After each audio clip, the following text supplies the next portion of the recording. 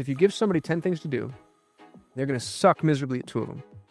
They're going to do 6 just fine. Check the box. We did it. We're done. And they're going to do 2 of them better than any human has ever done anything in the history of proficiency. And what's crazy to me is most of the business world zooms in on the 2 things they suck at. And they go, all right, Johnny, we're going to get you there. And here's a performance improvement program. And you're going to take training and shadow Lisa because Lisa's great at this. And don't worry, over time, we'll get you up to snuff. And in my mind, I'm like, just stop making them do those 2 things and go focus on the 2 things that they're literal miracles at. And so I like the role of executive assistant because the flywheel becomes, let me figure out what it is that you are a genius at and let me build a role around that. My first EA became my director of automations. She was a passively good executive assistant. She was an amazing mind for automations. And dude, that's a hard thing to find somebody who's good at. Her name was Julianne. A real true strong process mind, difficult. And every time we would move into anything process-based, she would just melt it. Like she was the sun and it was ice cream. Like she would just melt these problems away. And the result was always something of beauty. It was always a truly beautiful, elegant process. So I made her my director of automations. And when I sold my agency, I had the most over-engineered, I can't even describe to you the infrastructure. It was all built on Airtable. My entire agency was run out of this Airtable relational database instance that she built from the ground up. I had an EA who became my director of social because she loved the communication piece and the social. One of my EAs became my CTO, managed my entire exit, is now my best friend, and is my business partner at Pareto Talent. But the thing that's interesting is in each of those instances, there was a bunch of stuff they sucked at.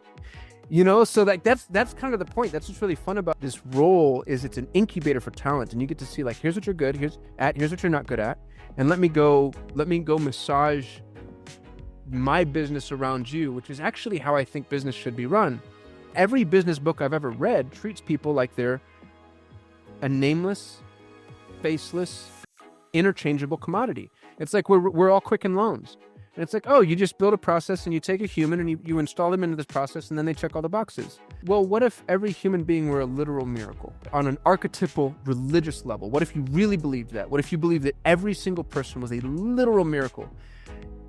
And I'm not using the word literal the way millennials use it. I'm using it as with true understanding. The likelihood of your existence adjusted for margin of error is 0. If you take into consideration everything at play for you, Patrick, to be here right now, you are a miracle and you're capable of things that defy articulation. And so let's say that you and I worked together for me to be like, oh, Patrick's going to sit in this box and do what I tell him. I've nullified all your value as a miracle, and I've just made you something like an automaton. So that's the ask. If you're listening to this right now, if you're a small entrepreneur, you're being taught and told to commoditize people, when in reality, your only value proposition, the only reason you're better than these large organizations that have way more money, way more time, way more pedigree, way more experience, way more backing, way more connections, the only thing you have on them is they can no longer treat the cogs that are in their machine as miracles, and you can. Which is why, dude, one person who's functioning as a miracle can pull off many multiples what a group of 1,000 people that are all just rowing on the boat. You know what I mean? And that's the opportunity that's ahead of us. And when you view people that way, it changes and reframes everything.